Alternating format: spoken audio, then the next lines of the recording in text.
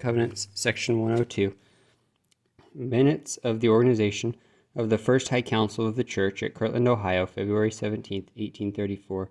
The original minutes were recorded by Elder Oliver Cowdery and Orson Hyde. 2 days later, the minutes were corrected by the prophet, read to the High Council, and accepted by the Council. Verses 30 and 30 through 32, having to do with the Council of the 12 Apostles, were added by the prophet Joseph Smith in 1835 when he prepared this section for publication in the Doctrine and Covenants.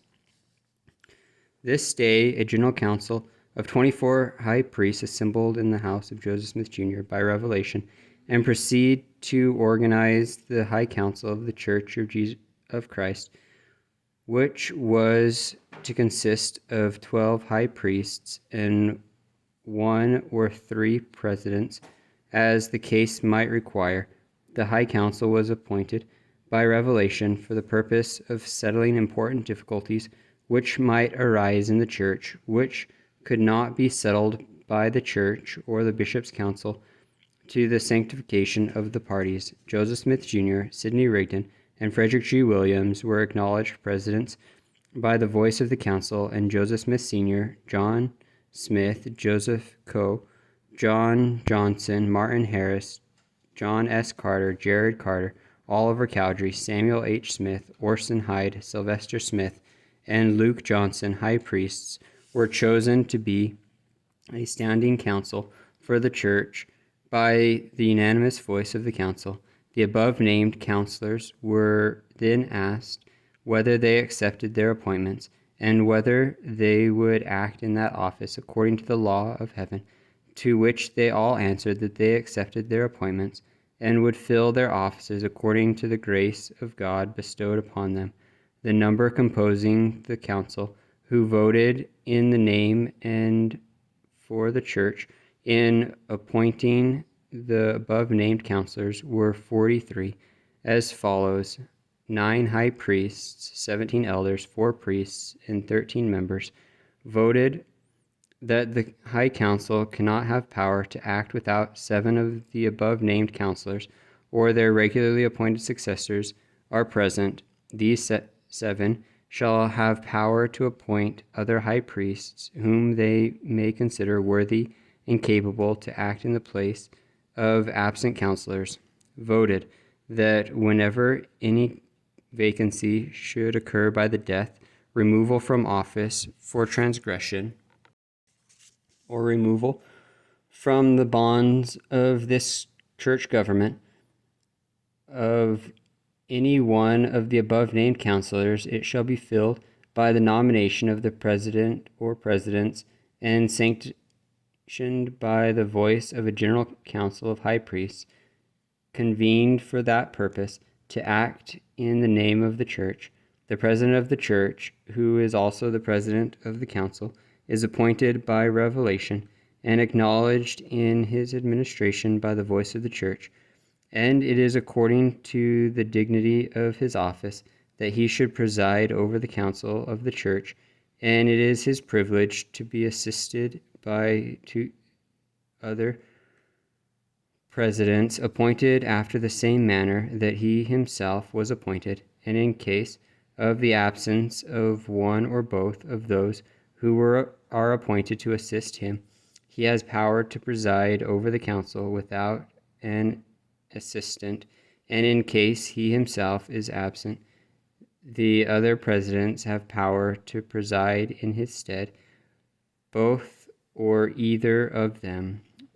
Whenever a high council of the Church of Christ is regularly organized according to the foregoing pattern, it shall be the duty of the 12 counselors to cast lots by numbers,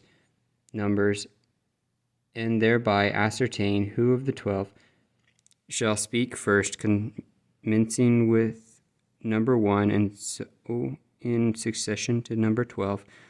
Whenever this council convenes to act upon any case, the 12 counselors shall consider whether it is a difficult one or not.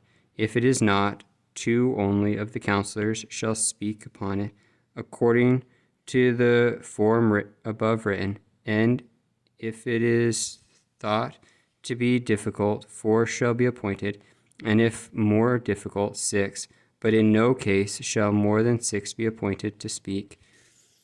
The accused in all cases have a right to 1/2 of the council to prevent insult or injustice, and the counselors appointed to speak before the council are to present the case, after the evidence is examined, in its true light before the council, and every man is to speak according to equity and justice.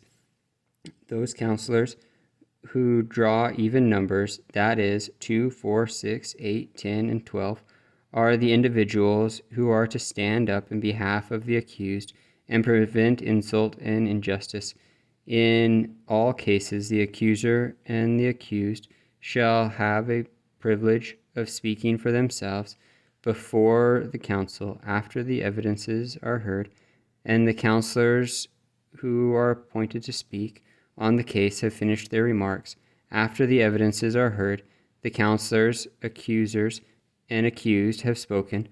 The president shall give a decision according to the understanding which he shall have of the case, and call upon the 12 counselors to sanction the same by their vote. But should the remaining counselors who have been not spoken, or any one of them, after hearing the evidences and pleadings, impartially discover an error in the decision of the president, they can manifest it, and the case shall have a rehearing. And if, after a careful rehearing, any additional light is shown upon the case, the decision shall be altered accordingly. But in case no additional light is given, the first decision shall stand, the majority of the council having power to determine the same.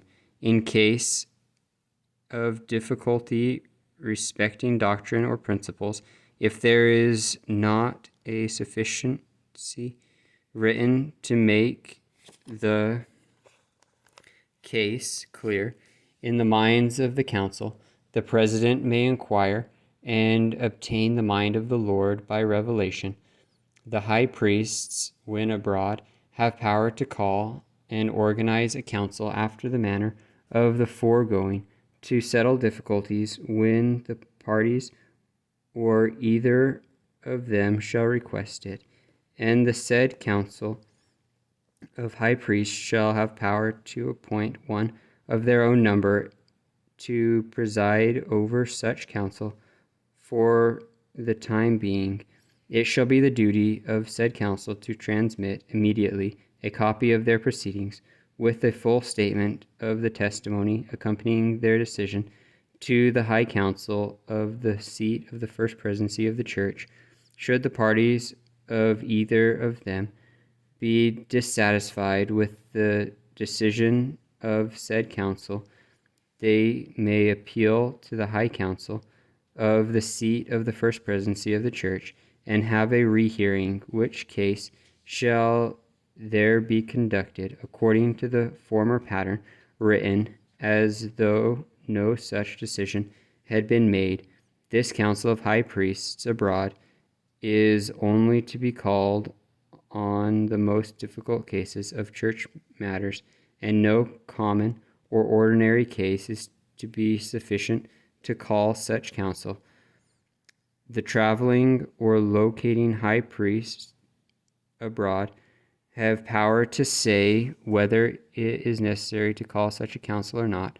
There is a distinction between the high council or traveling high priests abroad and the traveling high council composed of the 12 apostles in their decisions. From the decision of the former there can be an appeal, but from the decision of the latter there cannot. The latter can only be called in question by the general authorities of the church in case of transgression. Resolved, that the president or presidents of the seat of the first presidency of the church shall have power to determine whether any such case may be appealed, is justly entitled to a rehearing after examining the appeal and the evidences and statements accompanying it.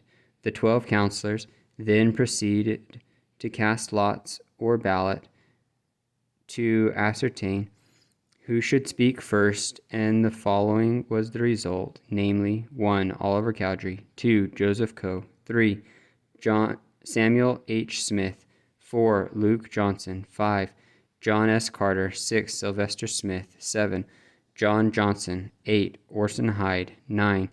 Jared Carter, 10. Joseph Smith Sr., 11. John Smith, 12. Martin Harris.